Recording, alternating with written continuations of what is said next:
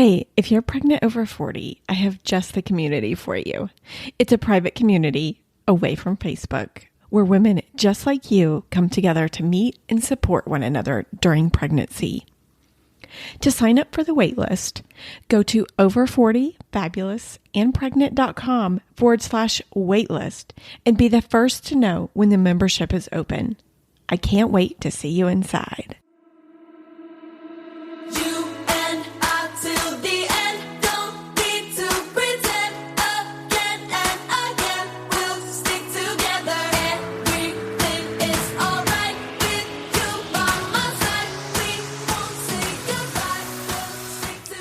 Welcome to Over 40 Fabulous and Pregnant. I'm your host, Jamie Massey, and you're listening to episode 50. If you're looking for pregnancy stories of women over 40, you've come to the right place. And today on the show, we have Sonia on to share her pregnancy journey at 44 with donor eggs.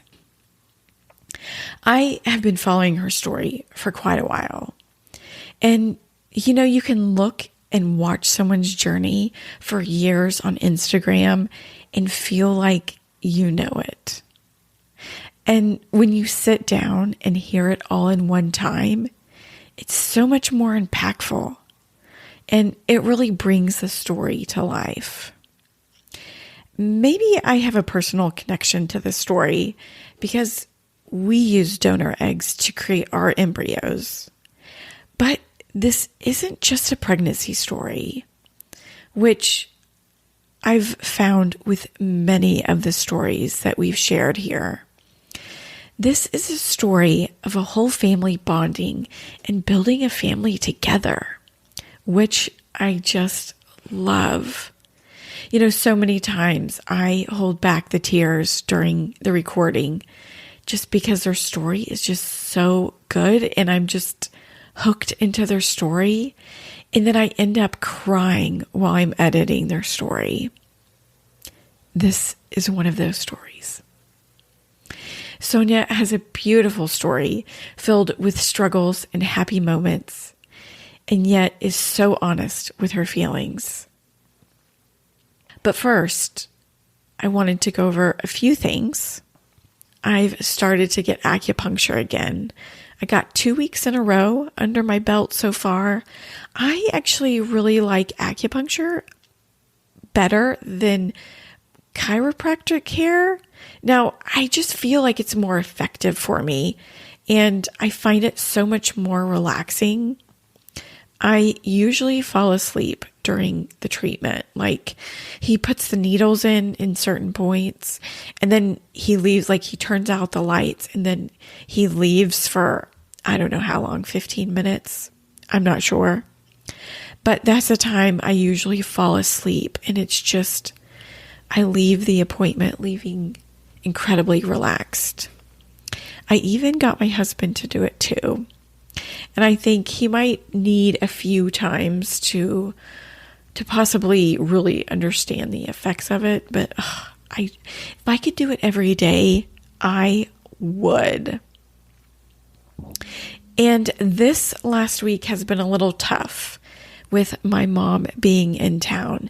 But I finally got some good running shoes, and I have been moving my body. I've lost 5 pounds, and I'm feeling great. And for my update, I had a biopsy a few days ago. My mom came with me because my husband was not able to. Because she was here, we recorded kind of that day in the doctor's appointment and how it went. I wanted to do something a little different with the show. I hope you enjoyed it. And here we go. I went to the doctor. I did a biopsy for the CD138 test and the EMA test. The CD138 test for inflammation in the uterus, and the EMA test, what does it test for, Mom? Remember, we talked about the lactobacillus. Is that how you say it? Lactobacillus, yes. Yeah, Mom corrected me very quickly when I said it wrong the first time. Mom, welcome to the show. Hi. Mom cannot contain herself. So I did the test. Mom, how did I do? She did very well. She only squinted a time or two. Squinted? Squinted. What's that? Squished your eyes together. Oh. Yeah, the biopsy, they took a biopsy from the top of my uterus, she said. And it was a little painful. I would say it was like cramping. It didn't last long. Yeah, it didn't last long. And it almost got canceled because, no one told me any directions, right? We're just going to do a biopsy. And I said, can you do the test and can I be pregnant? And she goes, oh, no. And she goes, uh-oh. And she goes, have you had unprotected sex? And I said, yes. And she goes, oh. She asked, what day is your cycle? And I said, it's day 15. And she said, oh, well, you should have ovulated yesterday or the day before or today or something like that. And I go, oh, no, I ovulate early. I ovulated like 3 or 4 days ago. So she was concerned and she went to go ask the doctor. She came back. I was like, I'm going to be really upset if this gets canceled. But the doctor was okay because he said if I was pregnant, then it would still be in my tubes coming down. So it was fine to continue with the biopsy. And it was interesting. I saw it go in the cup. I don't know what I was expecting. Mom, what did you expect it to look like? A little blob of mucus. Yeah. That's kind of what it looked like, kind of bloody mucus, I would say. I guess because the lining, you have a pretty thick lining of your uterus at that time. So, yeah, it was, yeah. Mom looked at the screen. Mom, what did you see on the screen? I saw where she would inserted the little whatever she used. I think she called it a probe. Did you call Okay, it a probe. That sounds good. Yeah. She inserted a probe, and I got to watch on the screen, on the computer screen, what she was doing. Yeah.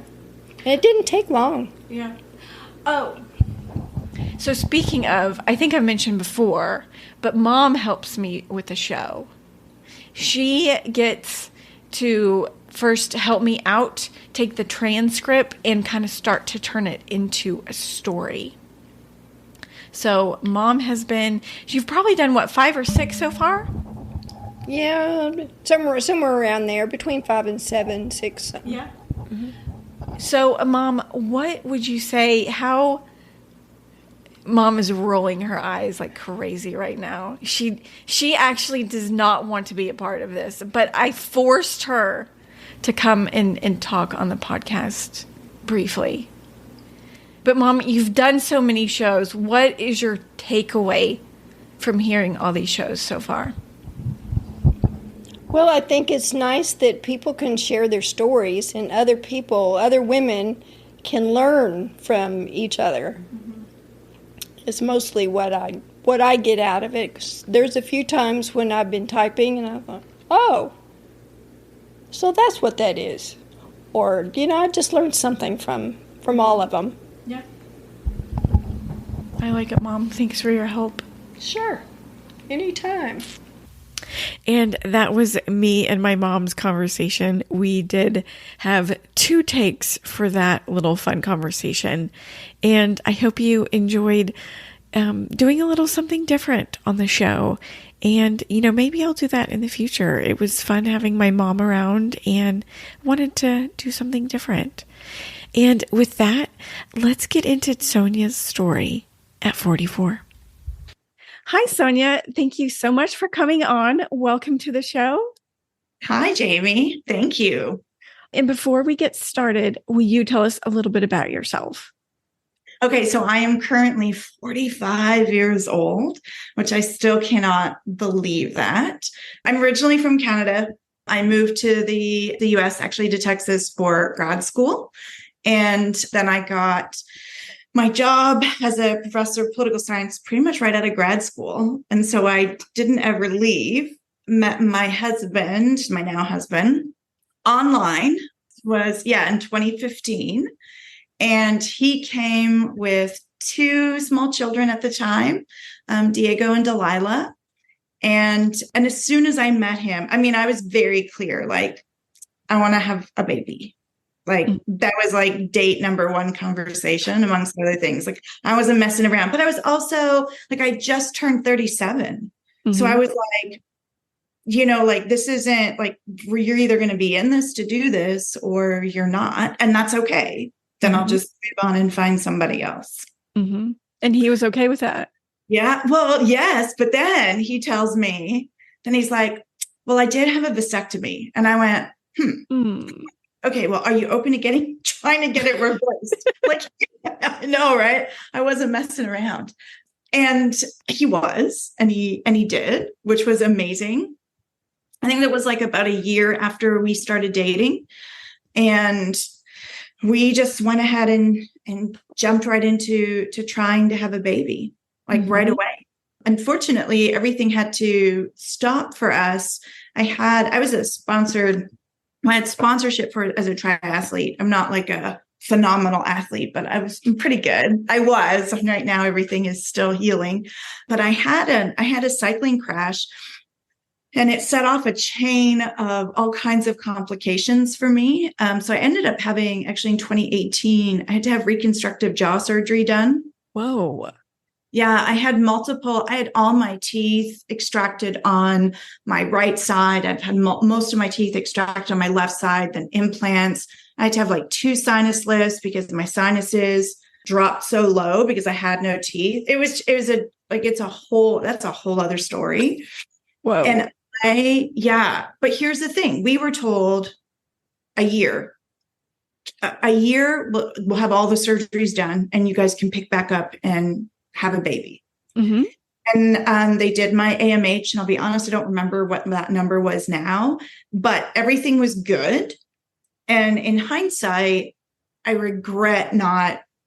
Well, I have to be careful because obviously I have a daughter now, so I don't regret her. But I do. I wish I would have at least frozen my eggs, or we would have done, made embryos or something. But I just trusted that my body was going to be fine. Like the pregnancy was going to be the easy part. Me too. I totally wish that I had thought about freezing eggs way back when. Yeah. And it's a complicated place for me now because I have Taya, which I'll talk about later, but I struggled with that for a while. Like that. Why didn't I think about that? And then it's like, well, hindsight, everything is 2020. And why would I think anything was wrong reproductively if there were no known issues? Right. And with women, unfortunately, there's a lot of stuff we don't know about our reproductive health. It's not even about lack of education. It's until we start trying to have a baby. Yep. So, because it's not like a semen analysis where, like there isn't this one test necessarily that you can do that'll then say, yep, you're all good. It's all different moving parts. Definitely. So we couldn't start technically trying. And then because of the surgeries, I had complications. I was on heavy pain medications. We couldn't start trying until the end of 2019. And even then I was pushing it because I still wasn't healed enough, but I was like, I don't care. We're going to do this. We're going to try to have a baby. And that's what took me on this crazy journey of infertility and pregnancy. Well, take us through. So, initially, I know couples are told wait 6 months. If it doesn't, if nothing's happening, then go to an RE. I've had a really good OB in Texas, and she was like, yeah, but you're older. So like if in 3 months nothing happens, let's just get you into an RE. And I was convinced that it was my husband's sperm, like that the reversal didn't actually work. And that's what I assumed when we went in and I did the whole, like the HSG, right? Like the hysteroscopy, like everything. blood work. He just had to get a semen analysis, which, is like, that's the easy part. I feel like we have to do a whole lot more. But when we then went in to meet with the RE, I don't know. Like I said, I thought it was him until we sat down. And then I just had this like feeling. And he was like, he's so nerdy. I have Dr. Koo. He's Dr. Knocked Up on Instagram. He's so nerdy. I love him. He's like, Derek, my husband's in the military, he's in the Air Force, and you got some super soldier sperm. And I was laughing. My husband was really awkward. But then he was like, now, Sonia. And I was like, oh my God. And it was just like the tears. I wasn't crying like in terms of sound, but the tears were just coming down. And I'll be honest, that first meeting, I don't remember a whole lot because I was just in this, oh my God, it's me. Yeah. Again, like we just went through all these surgeries that my husband was my caretaker for. We just spent all this money on my surgeries. And now there's something else. Like I just was like, what, why, how?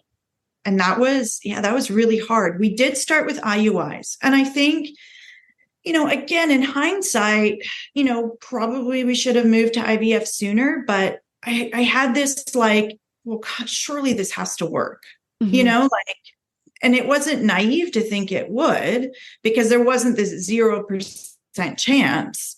But I also was really nervous about spending all this money on IVF. The first IVF cycle, or not IVF, I'm sorry, the first IUI we did, that didn't take, but it was actually pretty hopeful. Like everybody was like, okay, like we had some good big follicles, the timing didn't work, but they felt we're like, let's do this again. And I'm like, all right, let's go ahead and do this again. So that first one that failed, I was disappointed, but I wasn't devastated. Yeah. And how old were you? I had just turned 40. Okay. Yeah, I had just turned 40. And then and everybody's telling me, honestly, there were so many women like in my circle that had lots of pregnancies, and they were just like, they'll like just relax, go to Vegas, all that stuff. And this is like before I knew enough about like what it was that I was facing, and just how I understand they're well-intentioned. And if you're fertile and you have no issues is the wrong word, but you know what I mean? If you have no challenges getting pregnant, like, then yes, stress can play a factor, right? Like all those things can have a role in it. But if you are dealing with diagnoses that have to be treated with science intervention, no amount of relaxing is going to change anything. So in my case with the IUIs, so I have, and I forget what the medical term is, but my uterus is tipped. Interesting now that after I've had my daughter, it's almost gone back fully straight. I don't know the medical terminology, but what it was explaining to me, or the way it was explained, is that because of how tipped it was, the sperm actually cannot meet the egg, like it'll get lost. Because the direction it goes and the direction that my uterus is in, it makes it harder for the two to meet. Interesting. And so natural conception would be really challenging. And in my head, I'm going, all those years on birth control. Yeah, for nothing. For nothing. Like, yeah. So the second IUI technically worked because I did get pregnant, but I miscarried right away. And I actually didn't even realize that I was miscarrying because I don't know why. I think it was just shock because I hadn't bled that much ever. And we ended up going to the ER because it was like, 20 minutes. I'm like filling a pad. Whoa. Yeah. Like it was a lot of blood. Like I was, gray. I lost a lot of blood. And then when they ran the blood work, then that's when the HCG levels came back and it was low. I was like 5 or 4 or something. Like it was like so, but it was, I did have my pregnancy. So I was really upset. But at the same time, in my head, I'm going, okay, well, this worked then. Mm-hmm. We just gotta try it again. Mm-hmm. And so we did. And that one did not work at all. And I think that was the space where, I'm trying to remember now, that was where this was just before we knew that COVID was about to happen. Mm-hmm. And so we were like, okay, let's maybe start thinking about IVF. When we started all of the treatment stuff and the cycle, like that's when, so bought the meds, started taking all the meds, and then the whole world shut down. Mm. And it was this really complicated space for me because, I mean, with my husband being in the military, and I had a lot of friends in the medical field, like I'm seeing all this stuff and I'm going, I'm so sad that my baby journey is stopping, but I feel so selfish because people are dying, like I was definitely upset about all the money because the meds, it was like, we just wasted thousands of dollars on meds. Yeah. And like, okay, we tried at home. And, when people were going, oh, all these COVID babies, in my head, I'm going, maybe that'll be us. Maybe that'll be us. Mm-hmm. It wasn't. Did you cancel an egg retrieval because of all this? Because of COVID. Yeah. Yeah. Okay. Yeah. Okay. Yeah. So like we just couldn't because it wasn't deemed necessary. Right. Uh-huh. After the clinic started opening back up, this would have been like in September of 2020, my body was like, it was not responding well to meds.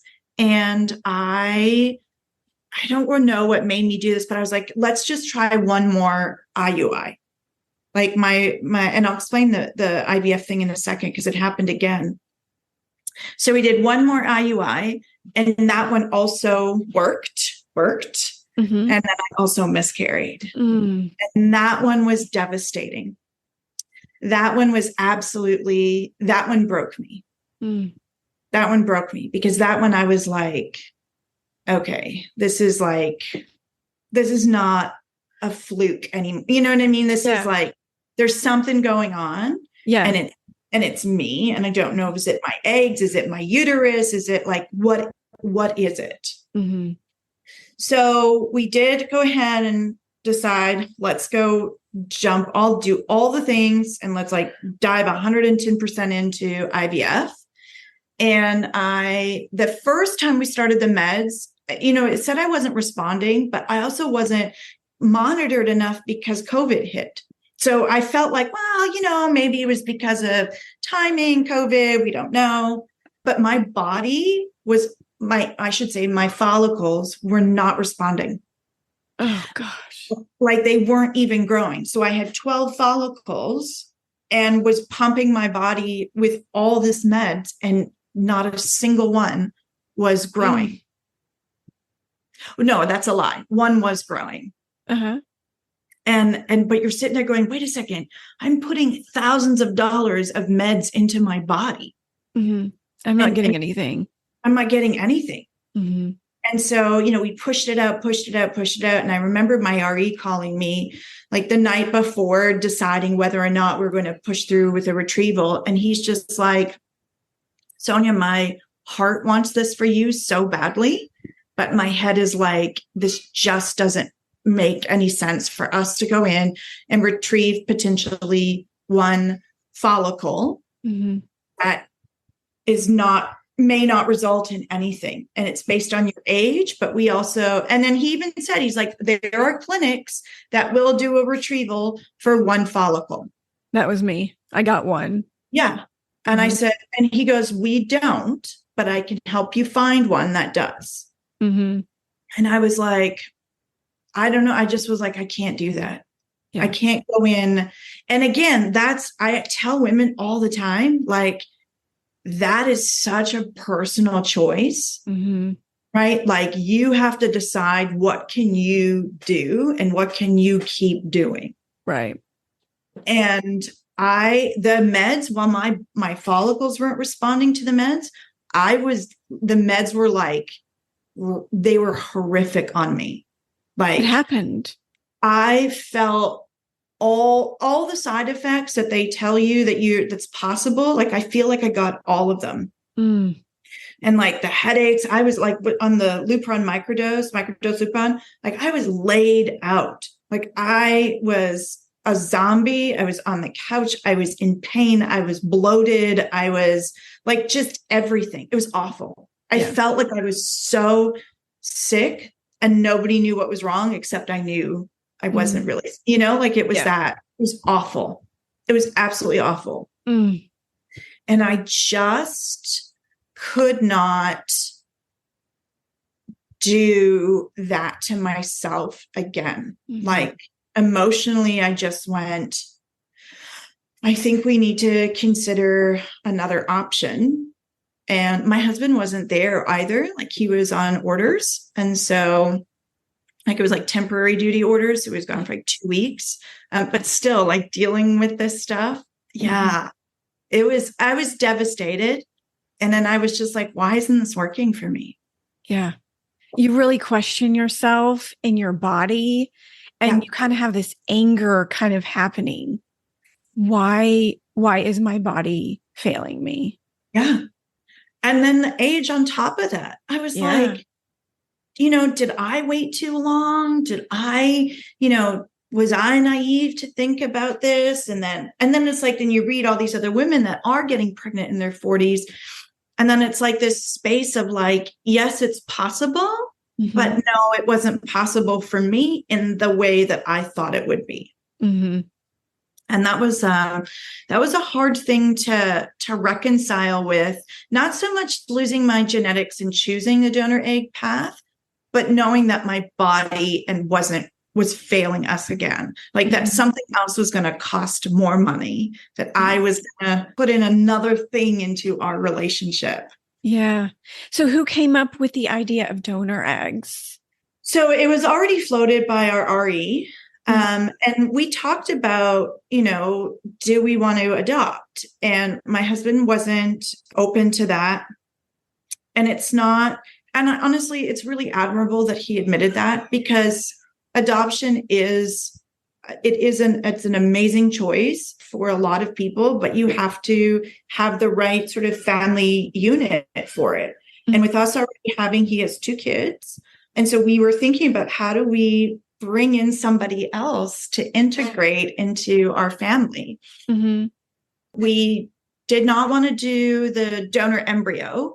And part of that was because we already spent the money on his vasectomy reversal and it worked. Him and his super sperm, So then it was donor eggs. And he really left that decision ultimately up to me, because he was okay with his 2 kids. Like, not that he didn't want any with me, he did, but he really was like, this is going to be like, this is your body. This is you giving up your part of your genetics. And so I was like, okay. But I will say though, before I even nicely discussed it with him, I think I call it crazy town. I don't even like that word with women, but I was like, you don't even want to do donor eggs. And he was just like, what are you talking about? We haven't even discussed it. I went to you don't want to do this, but it was more like, I'm so sorry. I'm so broken that we have to try something completely unconventional. Yeah. And that's what I should have said. Yeah. But that's not what came out. Yeah. I feel like I've been there also, and it comes out in the weirdest, angry, terrible ways sometimes. Yeah. And it was very emotional, but then at the same time, it was like this whole other unraveling to go through, and to be like, okay, what does this journey look like? And how is this going to be? Now, it wasn't so difficult for me. So prior to meeting my husband, I actually predominantly dated women. And so even when I wanted to have children before, I always thought a sperm donor would be in the mix. I never thought I would have to do an egg donor. Right. So I already had done like a ton of research. This was like, years ago, on like, why is it important to have, well, one, in a same-sex couple, your kids know their donor conceived. Like there's no hiding it whatsoever. Mm-hmm. But like the importance of like trying to be able to find a donor that's willing to have open communication and getting as much information as possible, and what that does developmentally for the child to feel like their story matters. Mm-hmm. And I didn't realize that in the hetero community, that a lot of couples in the past never told their kids that they were donor conceived, which, like, again, because in the gay community, that's a non-option. Mm-hmm. So it just, I genuinely was surprised on how many. And I realized there's this mixture of, they were being advised by doctors at the time, thinking that this was going to be the best course of decision. But then there was also some, like, again, the stigma of, let's just not tell them and let's pretend like this isn't true. And that is, again, all the research has for decades said otherwise. Yeah. Because you could your name is on the birth certificate. Yeah. So you could totally hide that if you wanted to. Yeah, absolutely. Mm-hmm. Absolutely. But it was really important that, if I'm going to do this, I'm going to do this the right way. But I also want to do this in a way to like lead by example as well. Right. Mm-hmm. So I had to do some relearning, like all over again. Mm-hmm. Because now I'm not going into it in a same-sex relationship. We're going into this in a hetero relationship.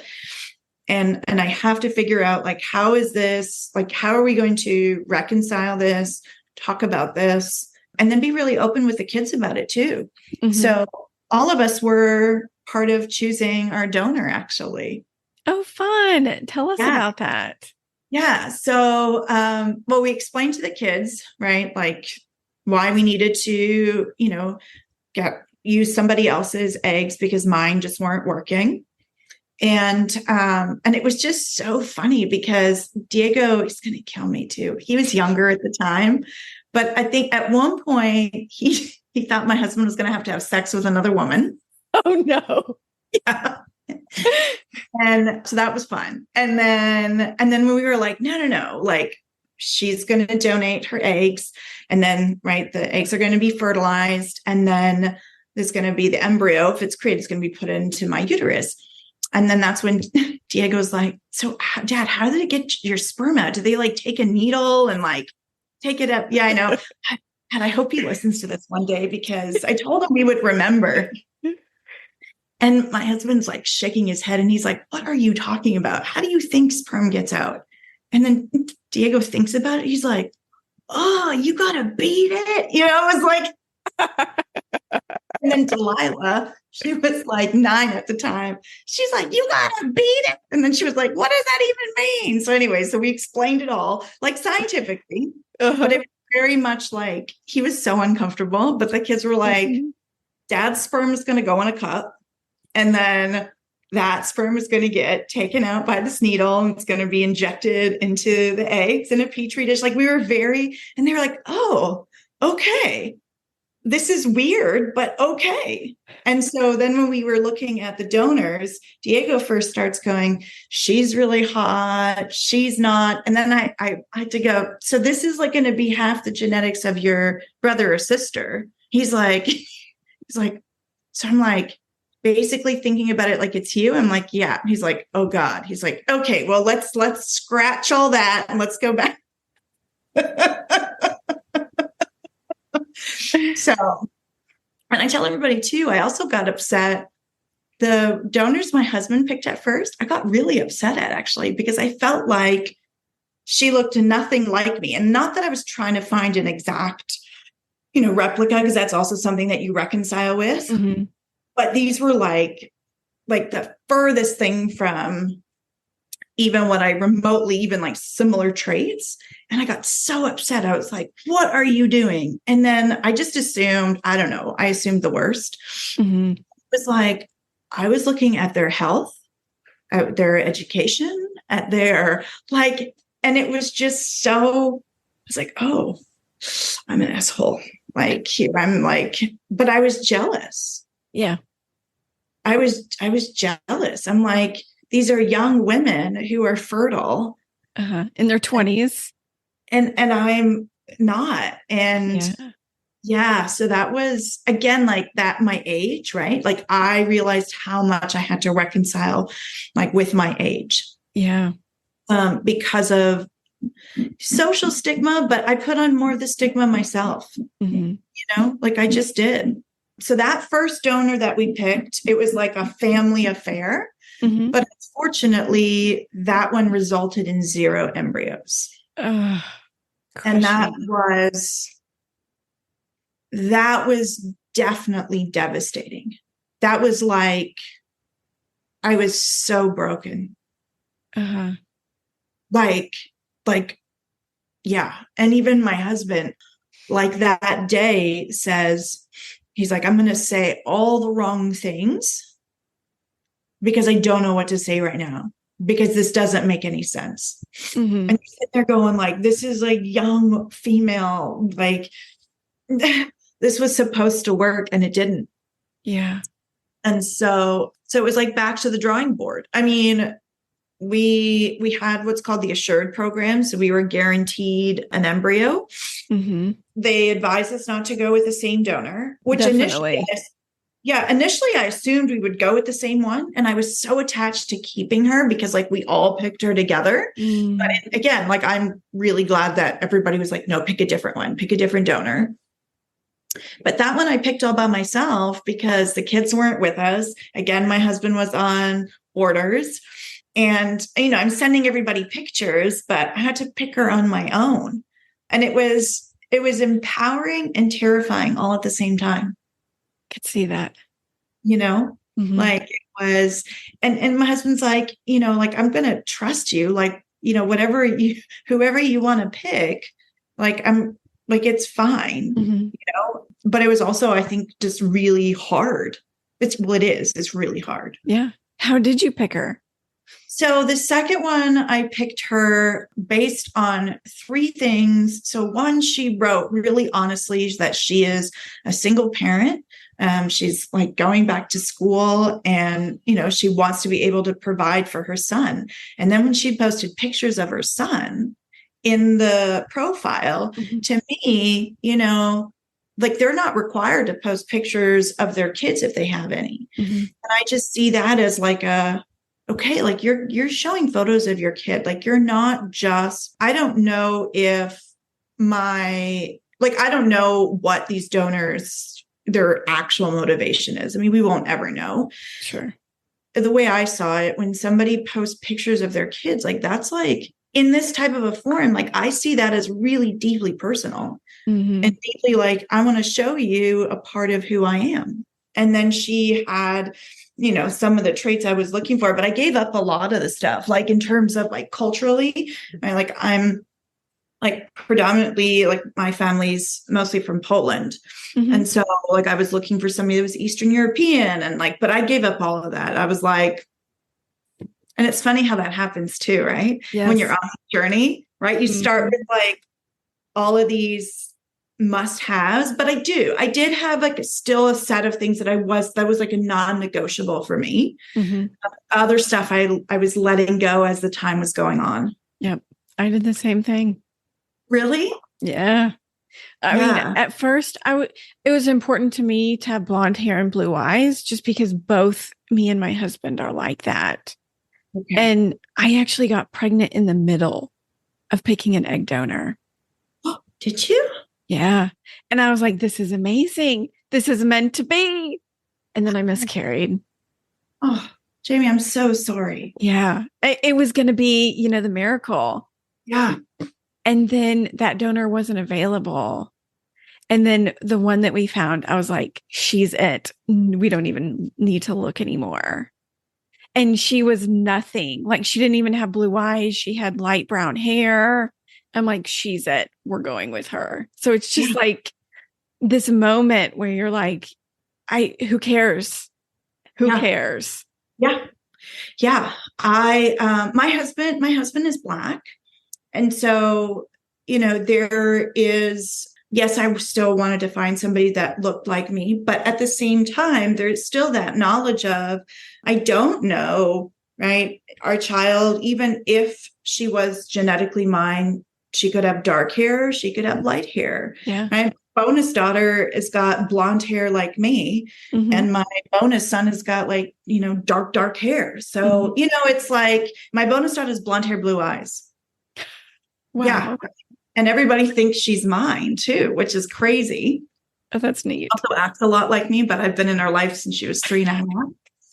But yeah, so that's like, and I think that's like another layer of it too. But the donor does have blonde hair. She has blue eyes. I have green eyes.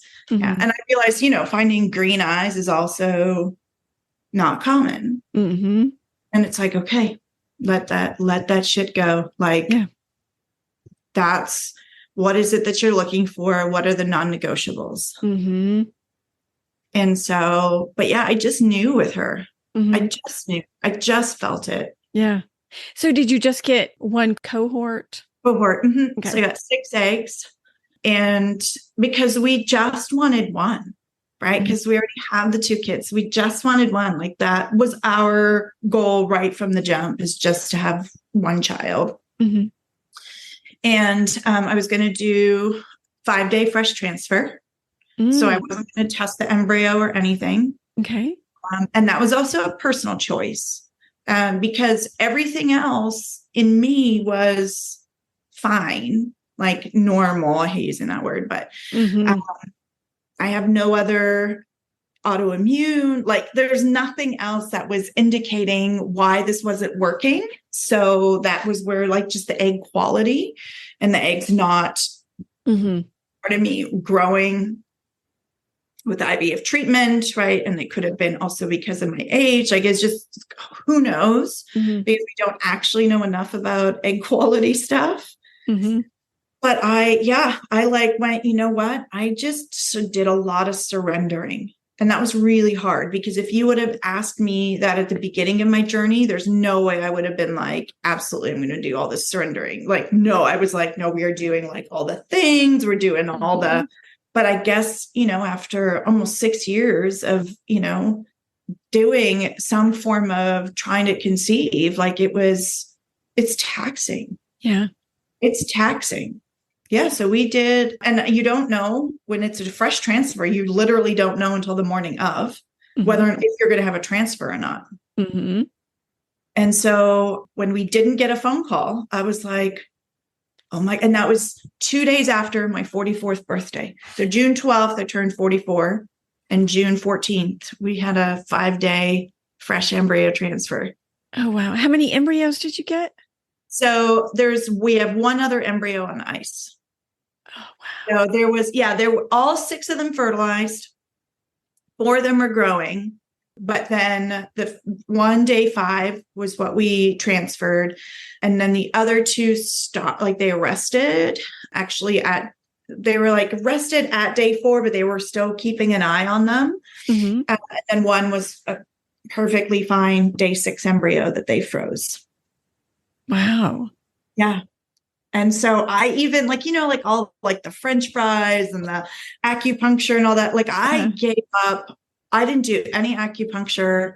I took the prenatals and did all the things you're not supposed to do. Right. Like, but because it was so much. Yeah. Like it is. It's just so, and again, the women that do it, I'm like, if you can do it and it's not driving you batshit crazy, then by all means, like I will support you 100%. I just couldn't do it. Yeah. I couldn't keep doing all those appointments. I just couldn't. Yeah. So it was a lot.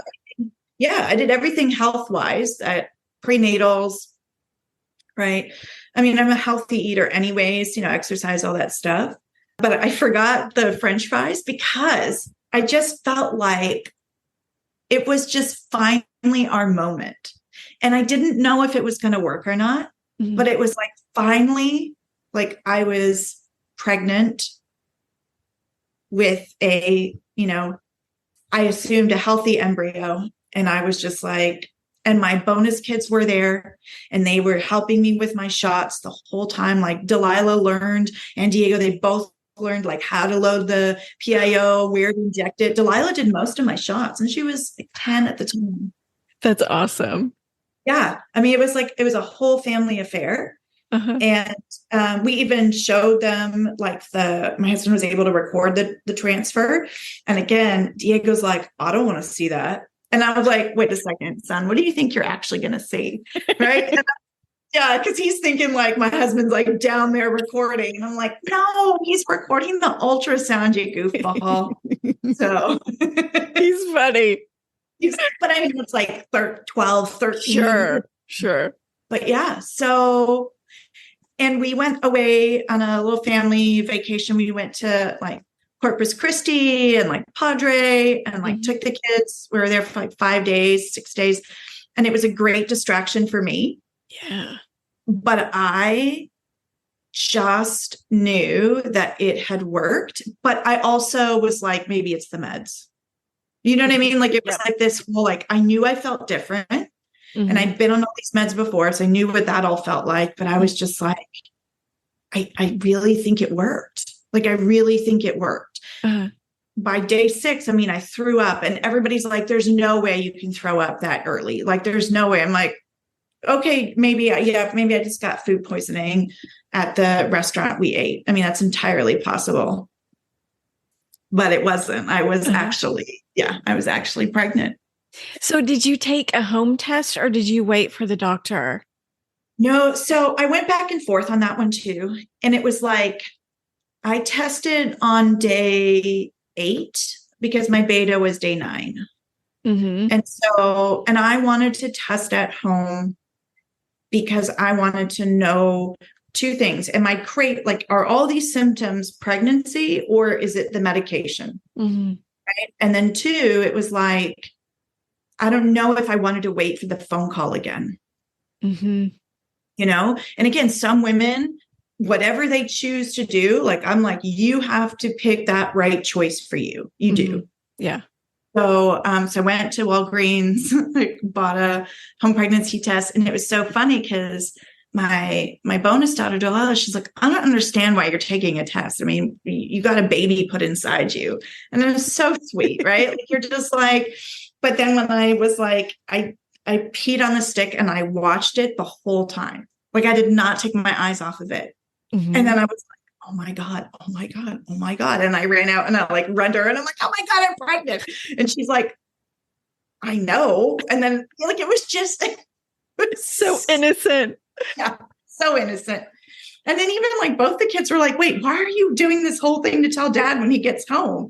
And I'm like, he goes, doesn't he know? And I'm like, yes. I'm like, just, humor me. This is like weird mom moment. They're like, okay. But it was big. Like, it was huge. Yeah. It was huge. And when we got that first beta number, it was nice and high. And then with every day, it's like, okay, it's possible this could not work. But I had to be like, it's possible it couldn't work. But what if? But what if? And honestly, I ended up getting what's called like the hyperemesis, the severe morning sickness. So I was really sick, like pretty much like really early on. So that was like, I mean, I knew that this pregnancy was going strong. So I was just really, really, really sick. And that kind of gave you the confidence that it was going to work. Yeah. Wow.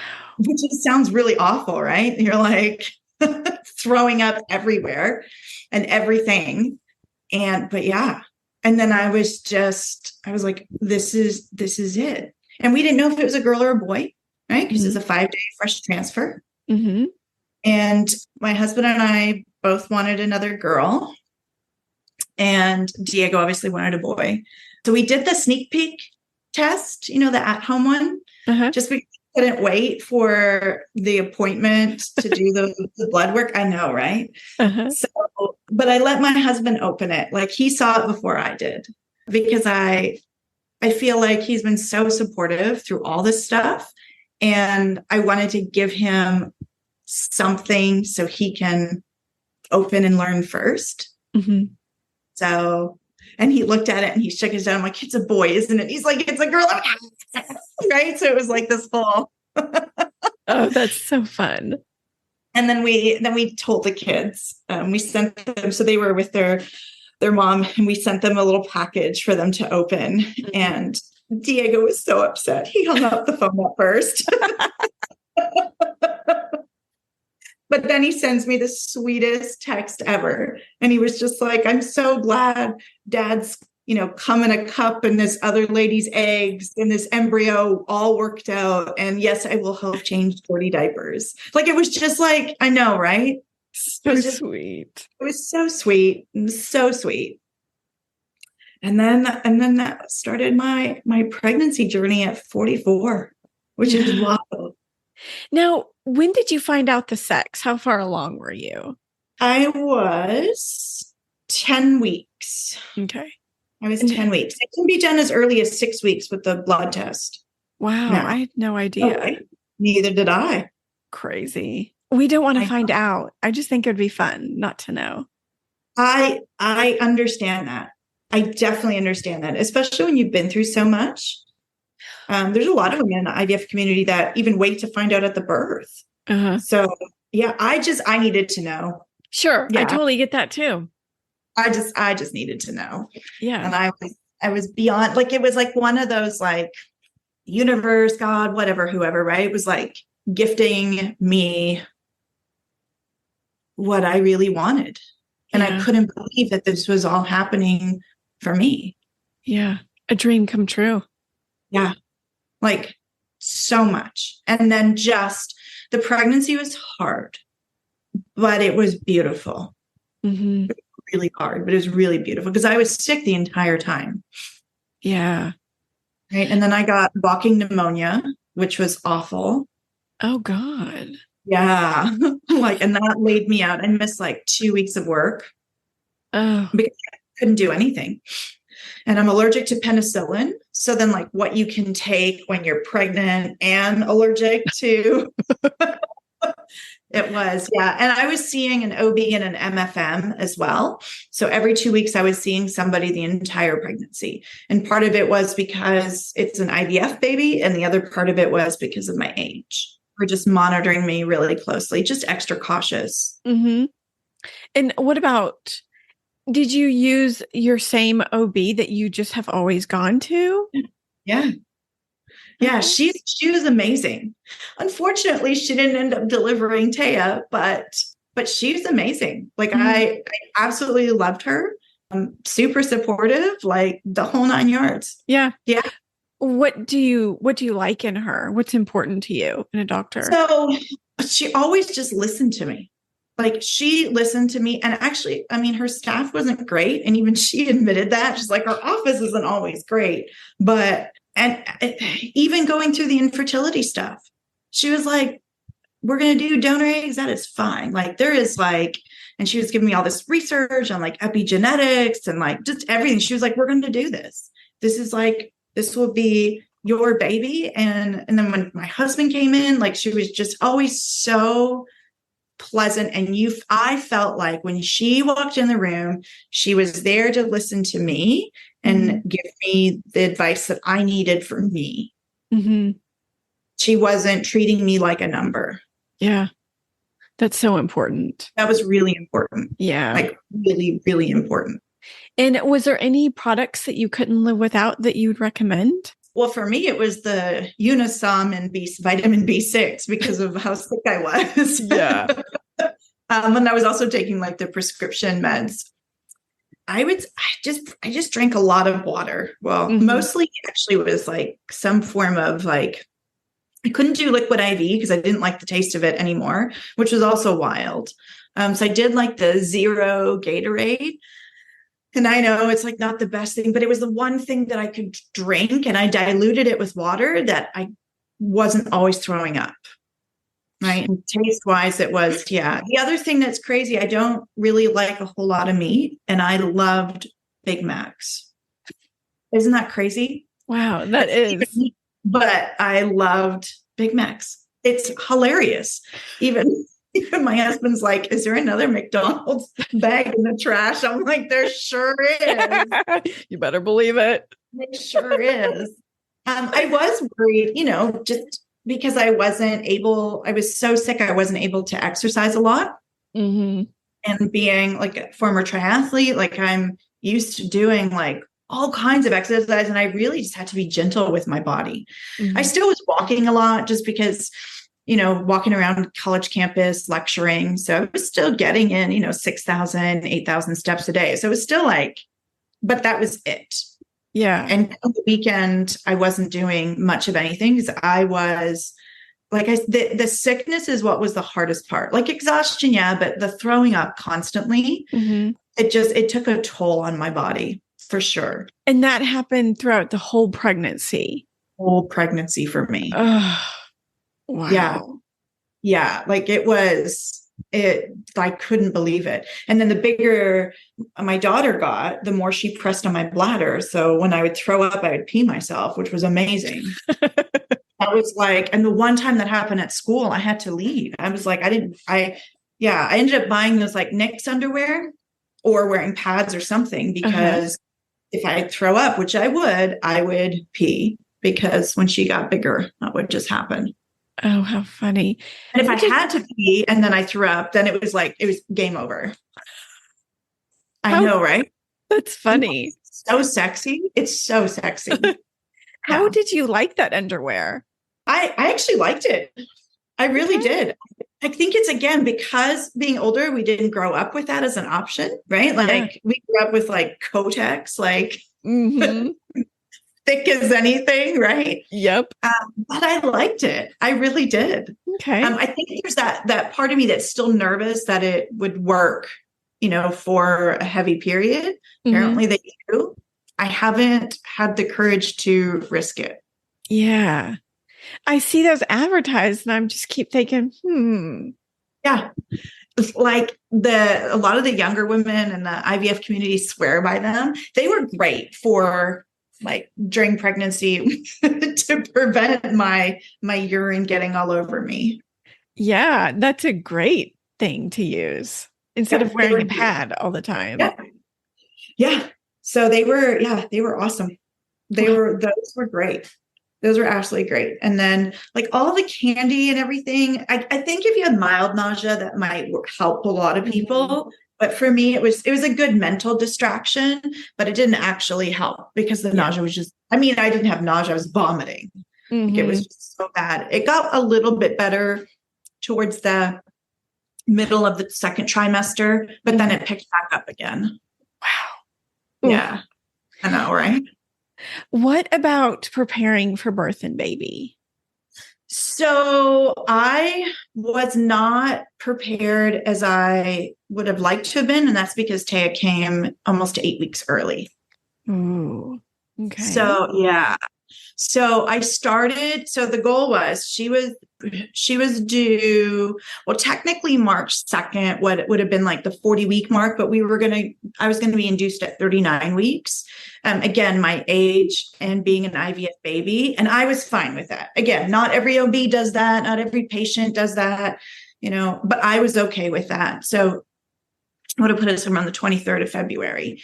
So our goal was let's get through Christmas and New Year's, and then I'll spend the next, right, like 8 weeks getting everything else sorted, doing the meal prep, I'd just put together the list on Amazon, like all the postpartum stuff.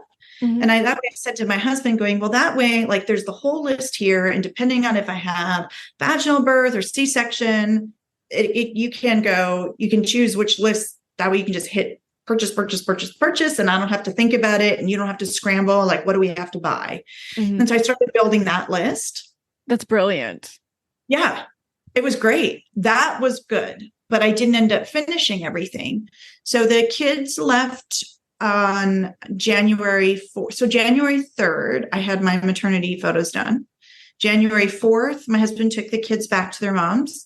And then on January 6th, so those couple of days, I started swelling a lot. And I went to my OB and I did already like the glucose test and all that stuff. And that was fine. And I was swelling and they're like, well, swelling is normal with pregnancy. I'm like, yeah, but I'm swelling like a lot. Like everybody kept telling me like this was normal. So I went in, we did that at home. We started the at-home urine collection to test for preeclampsia. My blood work came back fine. Like there was no signs of preeclampsia. That Friday morning, January 6th, I dropped off my urine, went and saw the OB. My blood pressure was taken. It was slightly elevated. They'd already started me on baby aspirin. It was like right at the beginning of the second trimester, just as a precaution. And it was slightly elevated, but they told me like, hey, when you come in, just pack a little bag in case we want to do the urine collection at the hospital. And I was like, okay. So I packed a little bag, but then they're like, no, everything's fine. I'm going to send you home, but we're going to keep you on bed rest. So I called my college. Our classes hadn't started yet, but I was like, hey, I'm on bed rest. Here's the note. We'll see what happens on Monday when the urine comes back and if I'm preeclamptic or not. And the night before, so I had asthma and I thought my asthma was getting worse. And so I was having trouble breathing. So I slept on the couch. That January 6th, I was like, God, my inhaler wasn't working.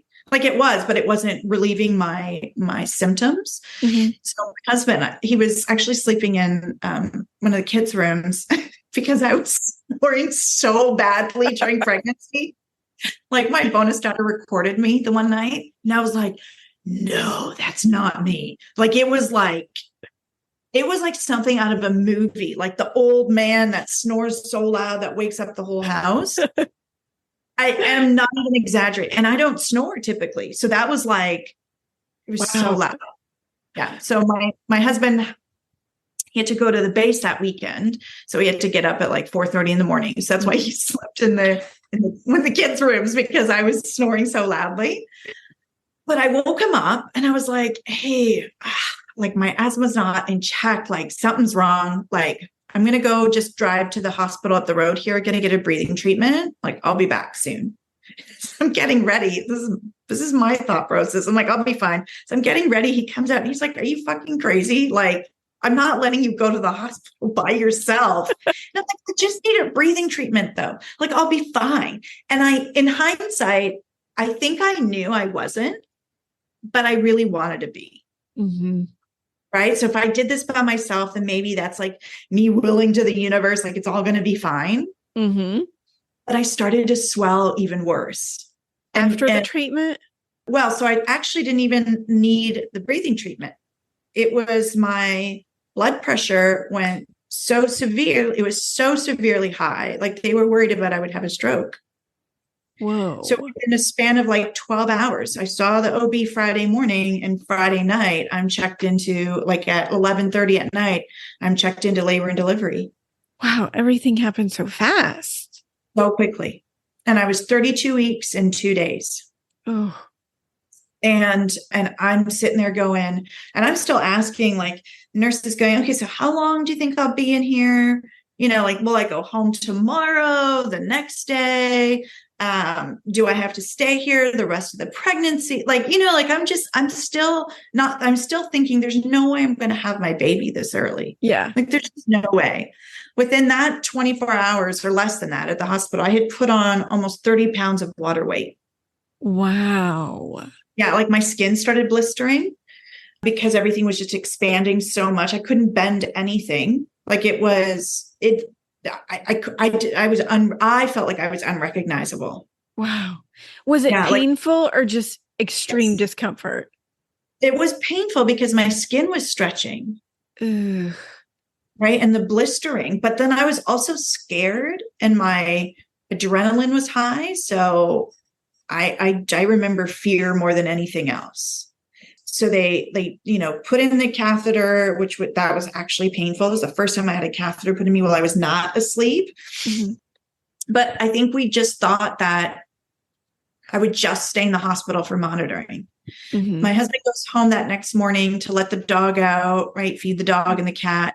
And as soon as he leaves, and we only were like 6 minutes away from the hospital, as soon as he leaves, everybody came in, like labor and delivery, the NICU nurse, the OB on call, like everybody was like, your blood pressure isn't going down at all. It is dangerously high.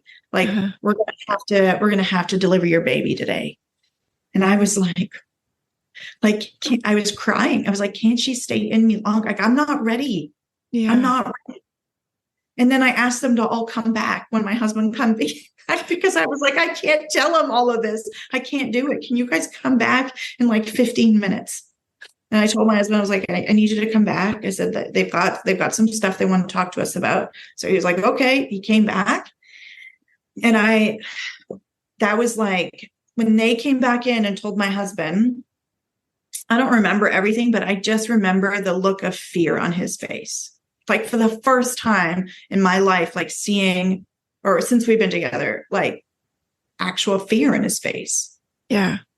And so they wanted to wait until like 3:30. So that way it would be the full 12 hours for all like the steroid doses that they give to help with the baby's lungs. Mm-hmm. But by 2:20, they were like, we can't wait anymore. Like, and it was so scary because even I remember when I asked them, I'm like, well, can we wait longer? And the OB, she goes, can I be blunt? I'm like, yes. She's like, you will die. Like, this is like, you will have a stroke. You will stroke it. Like, this is dangerous. We need to do this. And I was like, okay. But I was terrified. And then when they tell you like, hey, if you don't hear the baby cry, don't worry. I'm like after everything. And I'm just looking at my husband, like after everything we've been through, we can't lose her. We can't lose her. Yeah. And so I had to have it wasn't an emergency C-section. And then they still were able to do like the epidural and everything. They wanted to prevent, right, for me to be put under, but it all happened really quickly. And at 2:40 p.m. Central Standard Time, January 7th, my daughter was born via C-section. Wow. Yeah. And did you hear her cry? Her cry, which was amazing. Like, I was so grateful. And they brought her over and they like let me kiss her. And then they had to take her to the NICU. And my placenta ended up starting to deteriorate. So it was like, it took them a bit to get everything out. And the way the light was tipped, the glass reflection, I could see them and I couldn't look. Like I was like, I saw the umbilical cord out of my stomach. I was like, I can't look. And it was not because I was just scared. Yeah. Right. Like had this been like the day that we were supposed to have her, I would have wanted to have seen it all. Yeah. But I was so scared. Yeah. Because your life is at stake too. Yeah. And then I was told I couldn't see her for 24 hours. Oh, why? Because of the severe preeclampsia, I had to be hooked up to this magnesium drip and they can't move you. So I felt so empty, like told everybody like, she's not inside me and she's not beside me. Yeah. And then I'm in shock. I'm in pain. I have all this medication. Like it was just, and then I had this worry too going like, she's not genetically mine. What if she doesn't know me or remember me and I'm not, it was just such a like whirlwind of emotions. Yeah. Such a whirlwind of emotions. And I missed having her inside me because I knew that she was safe. Yeah. So my husband got to see her, which was great. He took videos and photos and like brought them to me. And that was so special. And then when I finally did get to go see her, because I was still so swollen, I couldn't bend my arms. And because she was in like an isolette, she was hooked up to the CPAP. When you hold a NICU baby, they want you to hold them for at least 45 minutes because it's a lot on their body to move them.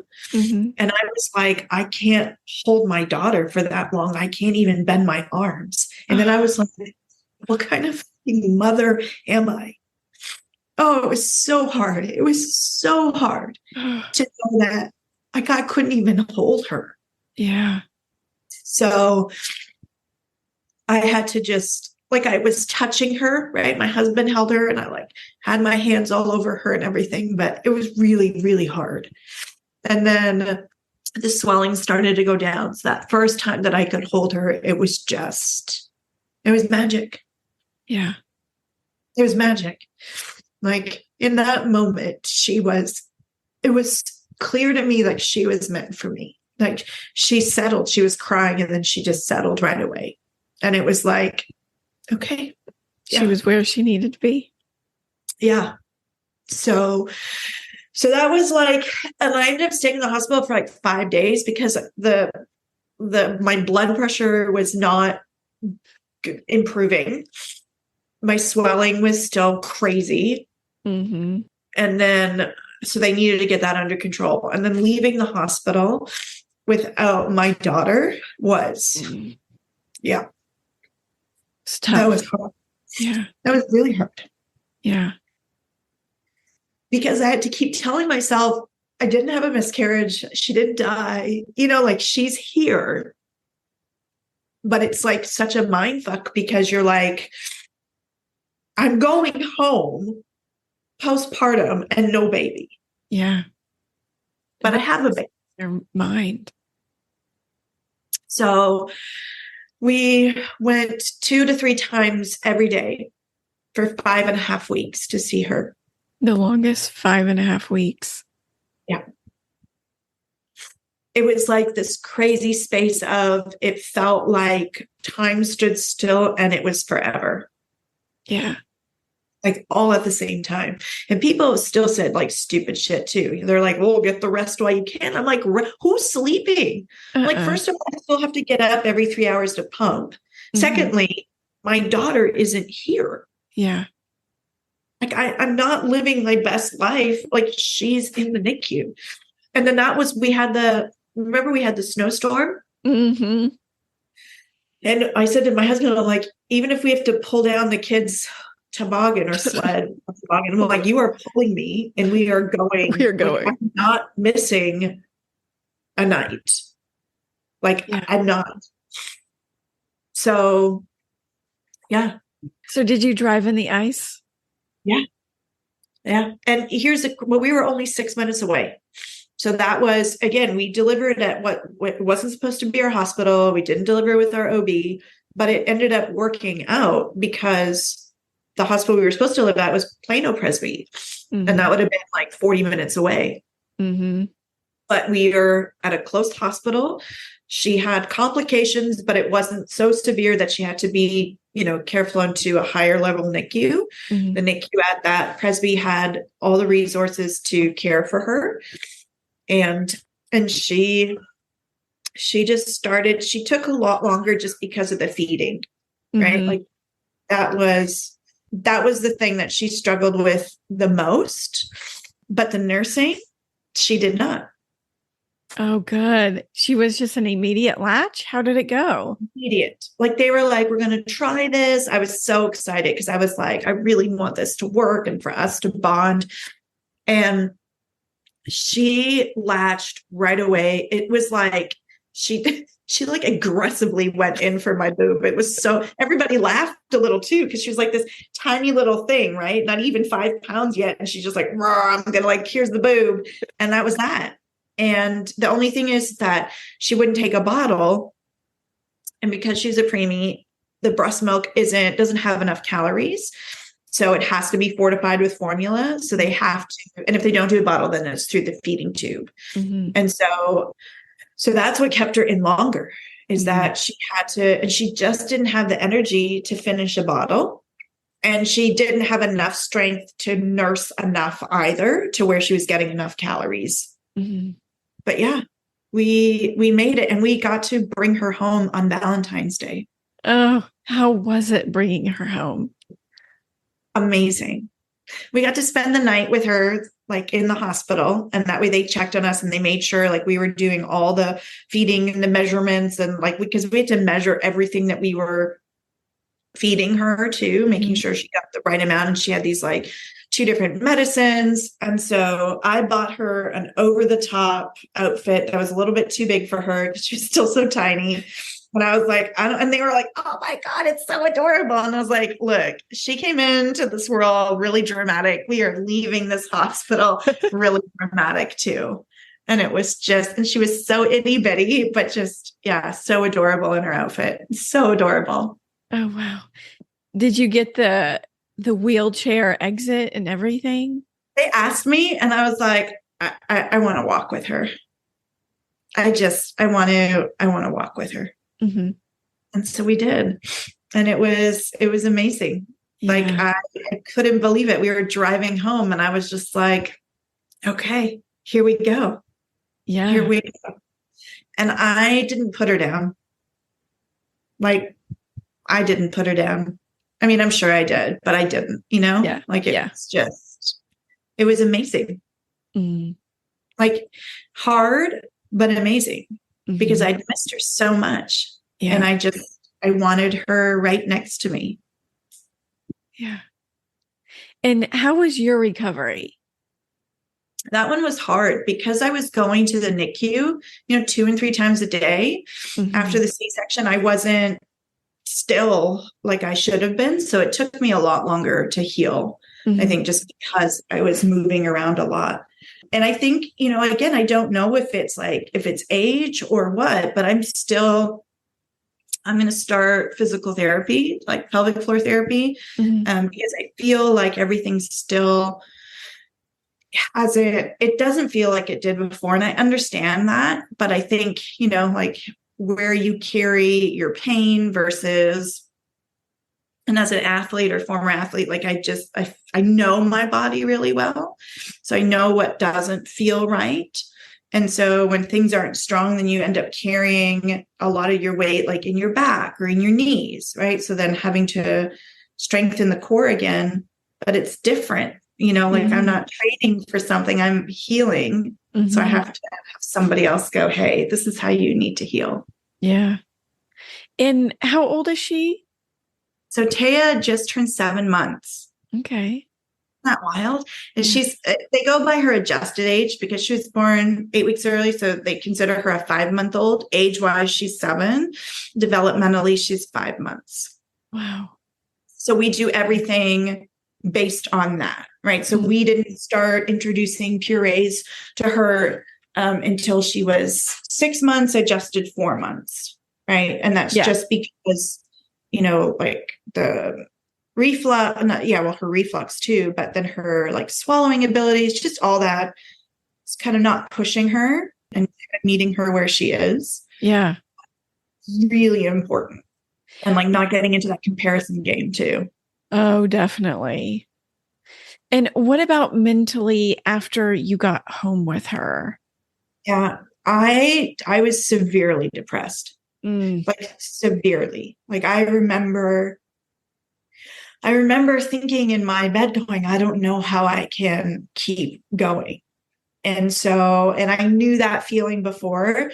I'd been on Zoloft my entire pregnancy anyways. And that was again, like the OB that was at the hospital was like, if you need to increase your Zoloft, like don't wait, do it because this is a lot to deal with. And it just took one night for me to feel like that, for me to go call my doctor. And I was like, let's up the dosage. Mm-hmm. And so we did. And I've decided to stay on the higher dosage for now. Like I'm not going to decrease it Mm-hmm. anytime soon. And so that helped. Yeah. Big Yeah. time. Big time. And I definitely need to go back to therapy to process the traumatic birth. That's for sure. I mean, I should have. And part of it was, again, NICU. Then my husband was getting restationed to Arizona. And then I was by myself with her in Texas. So, I mean, it was a lot of different moving parts to, yes, therapy is important, but I also had to try to figure out like, how do I do all this by myself? Mm-hmm. And so that's my next goal here now that I'm settled in Arizona. Yeah, because y'all just moved a few weeks ago. Yes, we got here on the 3rd of July. Wow. Yeah. A new baby and going to move states. Yes. Yeah. She was great in the car though. Like we had a good solid plan and like she was great. She was awesome. Yeah. That's impressive. Yeah. I was impressed too. Like she's amazing. I mean, I know everybody says that. And there are no bad babies ever, but there's just there's just something that she just shows me time and time again that she was meant for me and I was meant for her. I love that. And it's just, even in the store, strangers like, oh, she loves her mama. Look how she's looking at you. I'm like, I know, right? Like she's looking at me like I'm the center of her world. Yeah. And it's magic. Yeah. And as hard as this is, and it is harder being older and being tired. And I think we have more mental tenacity now though, right? Like, it's like, I know I can get through really hard shit. Yeah. But like seeing her smile at me, it's like so tired, but you are so worth it. Yeah. Like over and over and over again. Yeah. And I don't worry. I know a lot of women worry about like how old they're going to be when they finish high school. And I've really reconciled with that, going, no time is guaranteed whatsoever.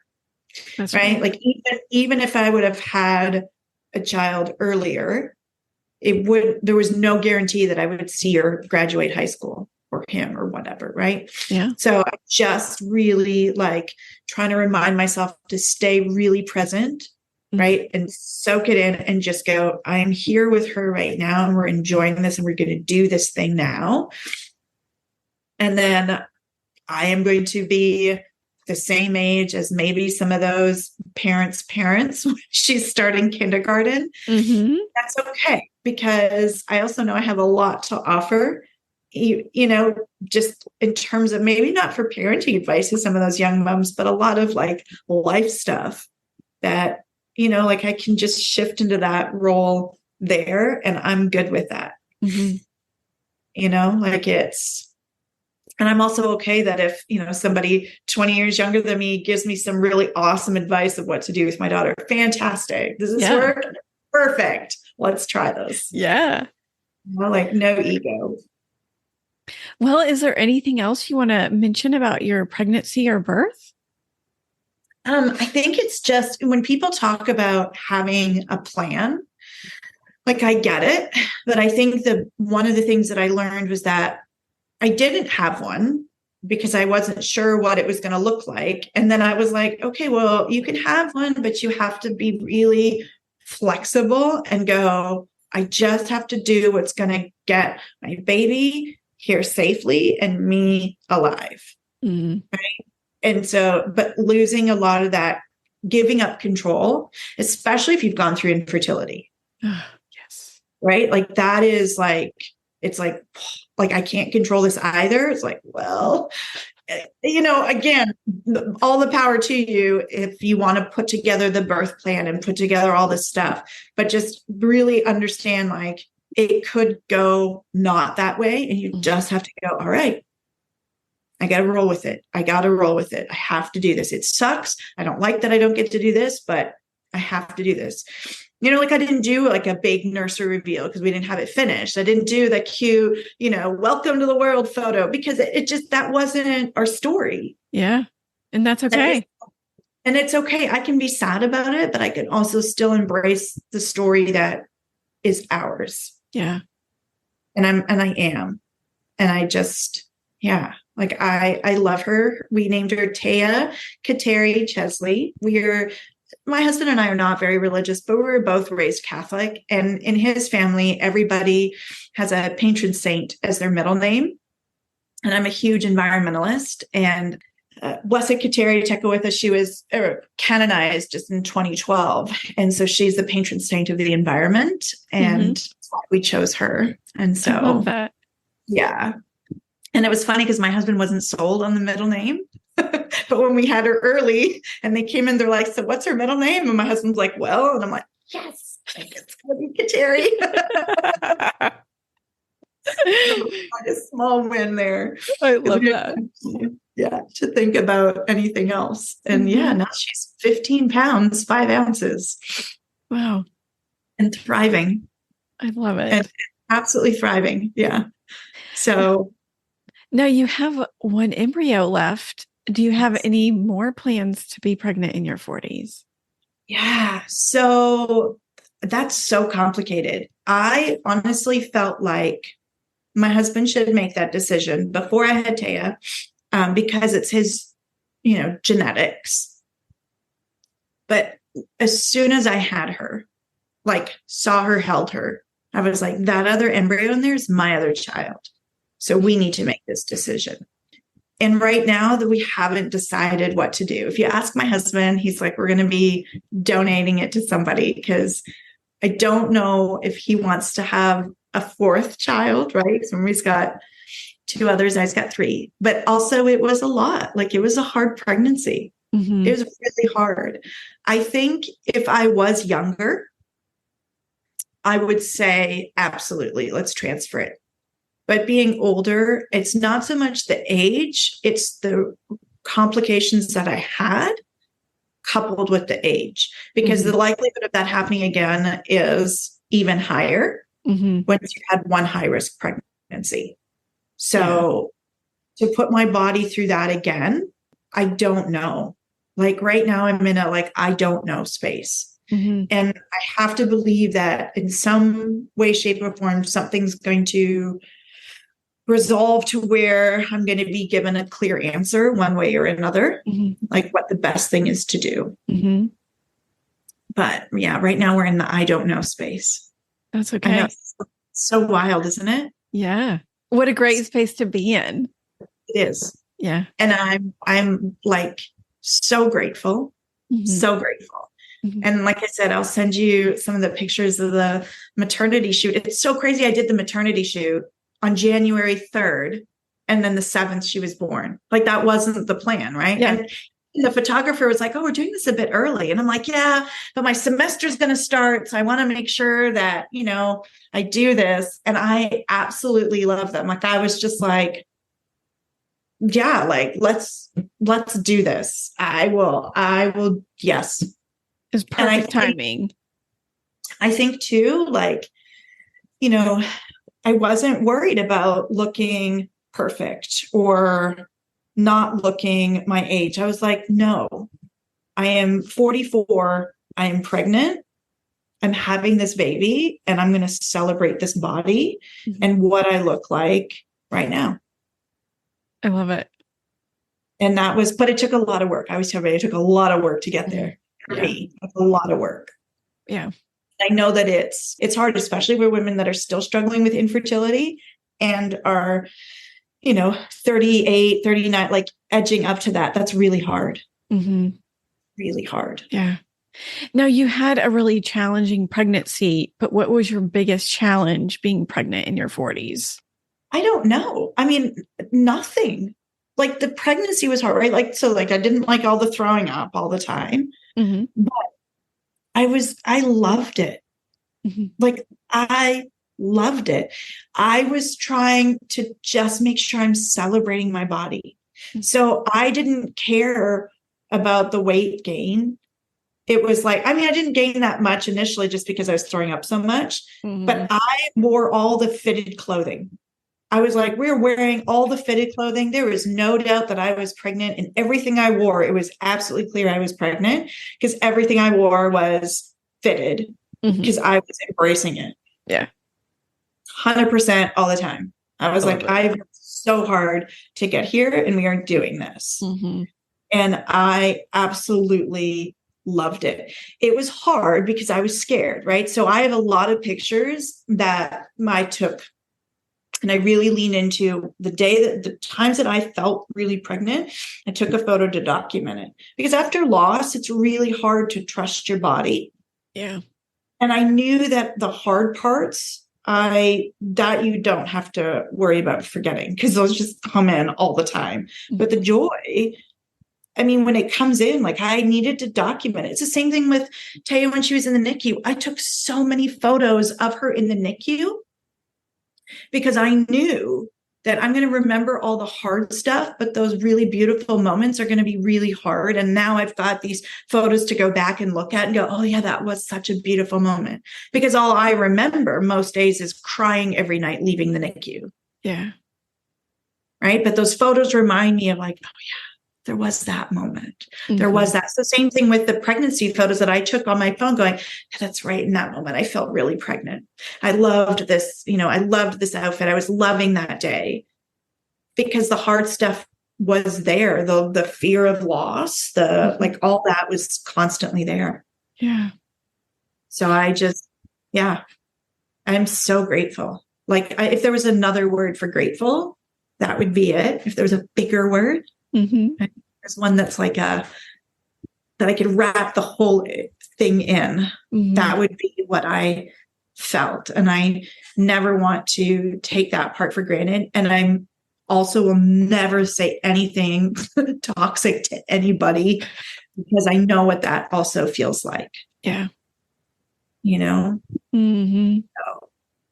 and then the women that are worried about being old, like I said, it's like, yeah, but nothing's guaranteed for you. Like days aren't, time isn't, and you will make the best of what you have at the time that you're given. Yeah. Is there anything you'd recommend that would help prepare someone for pregnancy and birth in their 40s? Yeah. I mean, I would definitely say like you definitely need to advocate to see an OB and an MFM.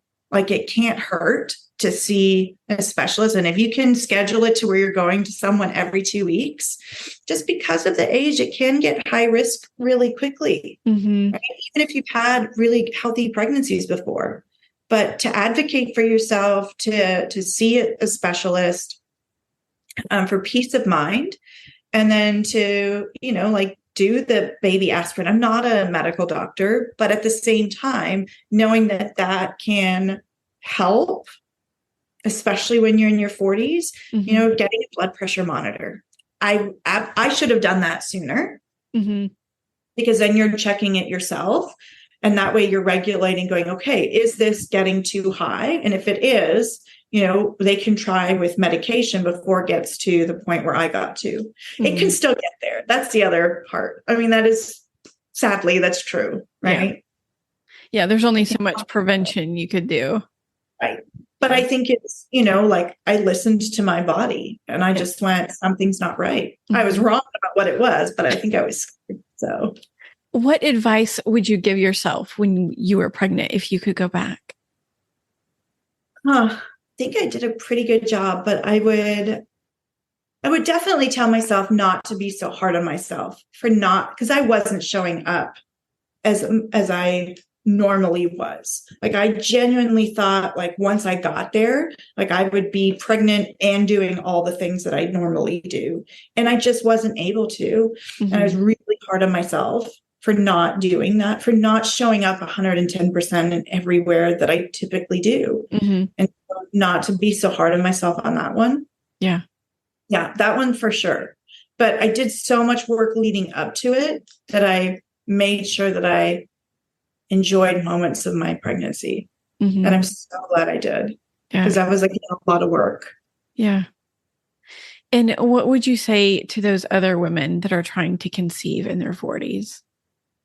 I would say that go see an RE, reproductive endocrinologist. I mean, it's still possible that you can naturally get pregnant. I don't even like that word naturally, but you can get pregnant. It doesn't hurt to have more information, right? So maybe it's, getting an extra medication to help, with speeding the process along. Maybe there is something in your uterus. But the more information you have, the better. And also not to wait the 6 months that they tell you before you go see somebody. Again, I'm not a medical doctor, but there's no like medical reasoning why they say 6 months. And when you are, I would even say above 35, it's more likely than not that it is something to do with your age and your reproductive health. And nobody's going to ask you to prove that you've been trying for 6 months. So if they do, you're like, well, we've been trying for 6 months. And then but I like throw that one out the window. That one's hogwash for sure. Yeah. And where can our listeners find you on the internet? On Instagram, I'm at Donor Egg Mama Cheetah. I chose that one. I'm a huge Glennon Doyle fan. And when she talks about the story of a cheetah, the part of the story that stuck with me was being a caged animal versus running wild and free, right? Not so much like we're on a beach, but that like, what does this mean to embark on this journey? An egg donor, infertility, being open about my journey, like, and being older, like not worrying about what society expects me to do and be and say, but what I want to do and be and say. Mm-hmm. And so I took that and I ran with it. Words matter to me.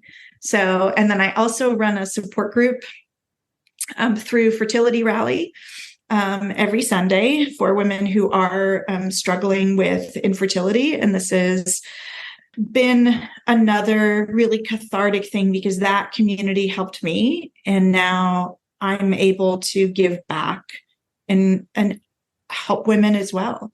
And most of the time, it's just validating what they are feeling. And, you know, the advice can be there too. A lot of the women there also provide amazing experiential advice. Mm-hmm. But the majority of it is just like, you are so valid in what you are feeling and you are not alone. I love that. Sonia, thank you so much for sharing your story. It was beautiful. Thank you. Thank you so much. I appreciate it so much. This has been lovely. That wraps up another amazing episode on Over 40 Fabulous and Pregnant podcast. If you want to be a part of the show, I would love to hear what you have to say. I want to add these messages at the end of the 1-year anniversary show, which is coming up in October. To do that, I have a link in the description, or you can go to the website, click on Contact Us, and click on the orange button. I would love to have you be a part of it. And thank you so much for listening. I hope you have a great week, and I will see you next Monday.